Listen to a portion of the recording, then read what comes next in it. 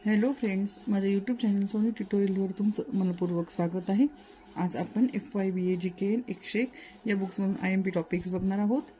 अभ्यासाला सुरुवात करण्याआधी जर तुम्ही माझ्या चॅनलवर नवीन असणार तर चॅनलला सबस्क्राइब करा। सबस्क्राइब करणे अगदी फ्री आहे। तुम्ही सबस्क्राइब केल्याने तुम्हाला व्हिडिओचे नोटिफिकेशन सर्वात आधी मिळेल आणि मला आणखी व्हिडिओ बनवायला प्रोत्साहन मिळेल। व्हिडिओला लाईक शेअर कमेंट करा। जास्तीत जास्त गरजू विद्यार्थ्यांपर्यंत व्हिडिओ शेअर करा।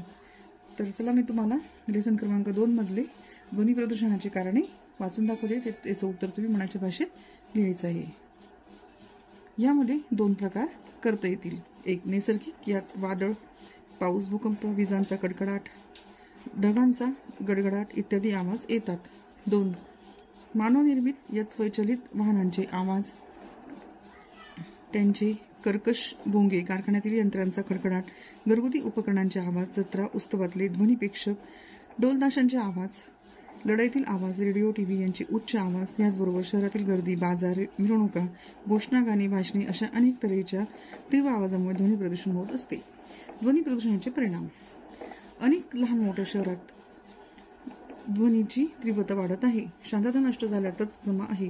अशा तऱ्हेने आणि गतीने गोंगाट वाढत राहिला तर भविष्यकाळात अत्यंत तीव्र गोंगाटामुळे मृत्यू येऊ शकेल।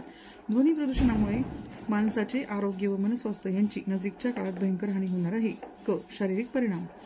ध्वनी प्रदूषणाचा सगळ्यात जास्त परिणाम श्रवण इंद्रियावर होत असतो। अत्यंत तीव्र आवाज सातत्याने कानावर पडल्याने कानाचा पडदा फाटतो, कायमस्वरूपी बहिरेपणा येऊ शकतो। 2 उच्च रक्तदाब, हृदयविकार जडू शकतात, रक्तभिसरणावरही त्याचा परिणाम होतो। 3 अवयवामध्ये शैथिल्य येते, कार्यक्षमता कमी होते, अपचन, निद्रानाश यासारखे विकार उद्भवतात, लैंगिक क्षमतेवरही परिणाम होऊ शकतो। मानसिक परिणाम। 1 सततच्या ध्वनी प्रदूषणामुळे स्वभाव चिडचिडा होतो, अस्वस्थता वाढते, तार स्वरात बोलण्याची सवय लागते, त्याचा मेंदूवर ताण येतो।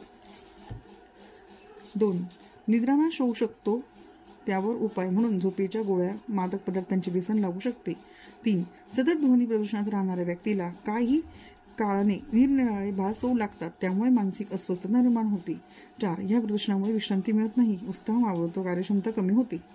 इतर भयंकर परिणाम ध्वनी प्रदूषणामुळे होत असतात, तरी पण सगळेच जण ध्वनी प्रदूषणाला प्रत्यक्ष व अप्रत्यक्ष रीतीने हातभार लावितच असतात। करमणुकीच्या भ्रामक कल्पना, स्वतःच्या श्रीमंतीचे भडक प्रदर्शन, यातून कर्णकर्कश संगीत ह्या त्या निमित्ताने लावले जात असते। दुसऱ्यांना व स्वतःलाही त्याचा त्रास होत असतो। आधुनिक तंत्रज्ञानातील करमणुकीच्या साधनांनाही या प्रदूषणाला हातभारच लावला आहे।